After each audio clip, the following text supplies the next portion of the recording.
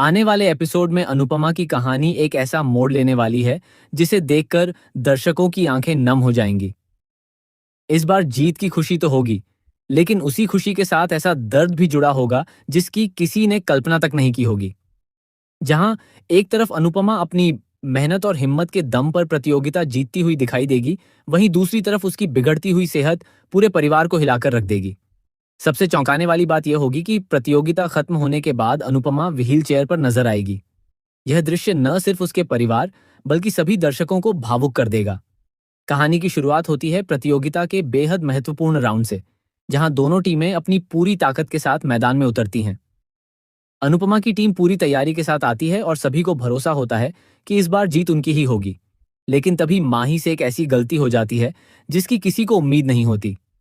उसकी छोटी सी चूक पूरे प्रेजेंटेशन को बिगाड़ देती है। टीम के सभी सदस्य परेशान हो जाते हैं और गुस्से में माही को डांटने लगते हैं। माही को महसूस होता है कि अब उसकी अपनी टीम को उस पर भरोसा नहीं रहा। यही बात उसे अंदर तक तोड़ देती है और गुस्से में वह टीम बदलने का फैसला कर लेती है। वह सीधे प्रेम की टीम में शामिल हो जाती है। माही का यह फैसला अनुपमा के लिए किसी बड़े झटके से कम नहीं होता। इसके बाद प्रतियोगिता का दूसरा राउंड शुरू होता है। शुरुआत में सब कुछ सामान्य दिखाई देता है, लेकिन पर्दे के पीछे श्रुति एक बड़ी साजिश रच चुकी होती है। वह जानबूझकर उस जगह पानी गिरा देती है जहां माही काम कर रही होती है। किसी को उसकी चाल का अंदाजा नहीं होता। जैसे ही माही आगे बढ़ती है, उसका पैर फिसल जाता है। खुद को संभालने की कोशिश में उसका हाथ तैयार किए गए खाने पर लग जाता है और पूरा प्रेजेंटेशन खराब हो जाता है। जज इस गलती को गंभीर मानते हैं और अनुपमा की टीम को इस राउंड में हार का सामना करना पड़ता है। श्रुति बाहर से मासूम बनने की कोशिश करती है, लेकिन उसके चेहरे की मुस्कान बता रही होती है कि यह सब पहले से प्लान किया गया था। हार के बावजूद अनुपमा हिम्मत नहीं हारती। वह अपनी पूरी टीम का मनोबल बढ़ाती है और कहती है कि एक हार से पूरी लड़ाई खत्म नहीं होती। इसके बाद अगला टास्क घोषित होता है। सभी प्रतियोगियों को बताया जाता है कि इस बार गैस स्टोव नहीं बल्कि पारंपरिक चूल्हे पर खाना बनाना होगा। यह सुनकर कई प्रतियोगियों के चेहरे उतर जाते हैं, क्योंकि उन्हें इस तरह खाना बनाने का अनुभव नहीं होता। लेकिन अनुपमा के चेहरे पर आत्मविश्वास साफ नजर आता है। वह सालों से पारंपरिक तरीके से खाना बनाती आई है और यही अनुभव अब उसकी सबसे बड़ी ताकत बन जाता है। टास्क शुरू होते ही अनुपमा अपनी टीम को बेहतरीन तरीके से निर्देश देती है। कोई मसाले तैयार करता है, कोई सब्जियां काटता है और कोई चूल्हे की आग संभालता है। दूसरी ओर प्रेम की टीम बार बार छोटी छोटी गलतियां करती है। धुएं की वजह से उनका काम धीमा पड़ जाता है। समय निकलता जा रहा होता है और तनाव लगातार बढ़ता जाता है। आखिरकार समय पूरा होता है और जज दोनों टीमों के व्यंजन चखते हैं। स्वाद, प्रस्तुति और पारंपरिक तकनीक के आधार पर अनुपमा की टीम को विजेता घोषित कर दिया जाता है। पूरे मैदान में तालियों की गूंज सुनाई देती है। अब दोनों टीमें बराबरी पर आ चुकी होती हैं। एक एक नहीं बल्कि दो दो टास्क जीतने के बाद फैसला ग्रैंड फिनाले पर आ टिकता है। यहीं से कहानी सबसे खतरनाक मोड़ लेती है। श्रुति समझ जाती है कि अगर अनुपमा ने यह फाइनल भी जीत लिया तो उसकी सारी चालें बेकार हो जाएंगी। इसलिए वह एक बार फिर साजिश रचती है। इस बार उसका निशाना सीधे अनुपमा होती है। वह प्रतियोगिता के दौरान ऐसा माहौल बनाने की कोशिश करती है जिससे अनुपमा का ध्यान भटक जाए और वह कोई बड़ी गलती कर बैठे। लेकिन किस्मत इस बार श्रुति का साथ नहीं देती। प्रतियोगिता के बीच ही श्रुति की हरकतें कैमरे में रिकॉर्ड हो जाती हैं।